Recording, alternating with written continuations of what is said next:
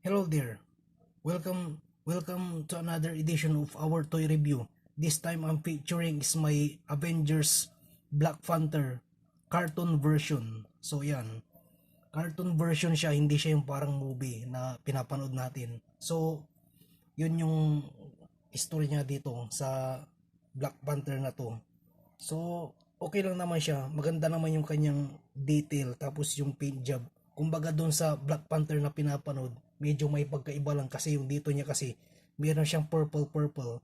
Ito naman ano siya, cartoon version siya. Talaga yung napapanood ko dun sa Cartoon Network. So, hindi naman ganun masyadong kaganda yung kanyang yung costume actually. Hindi naman siya masyado yung parang may design dito. Medyo binago kasi nga cartoon siya. So, yun din, may mga kasama din to talaga sila Captain America, Hulk, tapos sila Black Widow at Iron Man na set na ganitong version na cartoon. So kung titignan nyo, maganda rin yung kanyang abs, may mga detail siya. Kumbaga parang si Bruce Lee, ganyan yung kanyang abs. So may guhit yung kanyang abs. Tapos yung kanyang arms, para nakagito siya, magkakalbot. Rawr! Yan.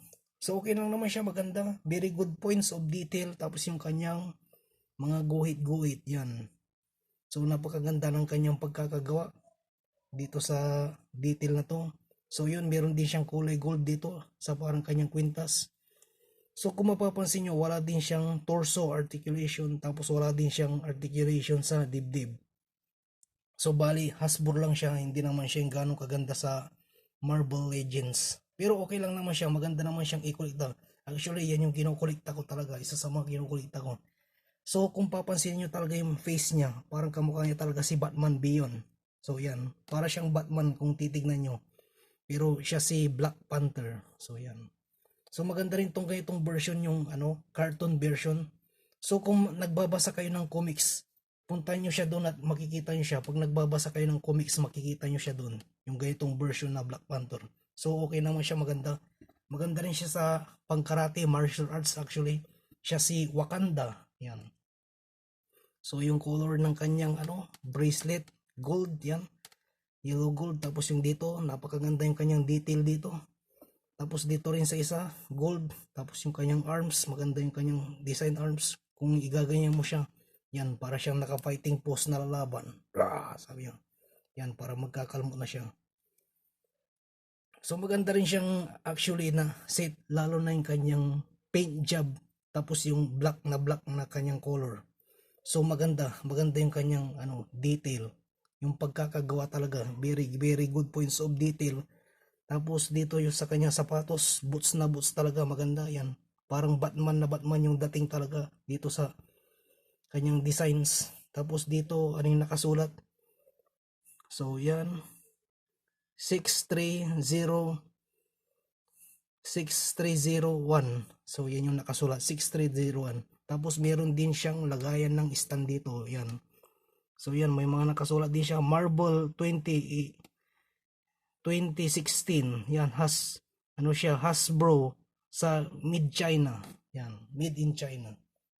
So very good points. Yung kanyang abs maganda, yung mga pagkakabatak-batak ng kanyang katawan. Yan, parang Bruce Lee talaga yung dating talaga dun sa katawan niya. So yun, maganda rin siyang figure actually. So tignan natin yung kanyang articulation. Una, yung kanyang feet. Yan, hanggang dito lang yung kanyang feet. Yan. So no knee articulation, tapos wala din siyang articulation sa feet. So hindi rin siya igagalaw. Tapos also wala din siyang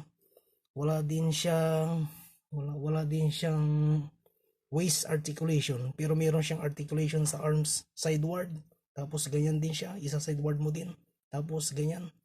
Yan, back and forth. So yung 360 yung kanyang arms, 360. Tapos yung kanyang head, yan. Nagagalaw din ng ganyan yung kanyang head. So ganyan, back and forth din. So no waist articulation, no knee articulation, pero meron siyang arms articulation. So yan. So maganda rin siyang figure actually. Ito rin yung isa sa nagustuhan ko na collection ko talaga, si Black Panther Wakanda cartoon version. Yan. So, yun lang guys. Thank you so much for watching. See you next time. Bye bye.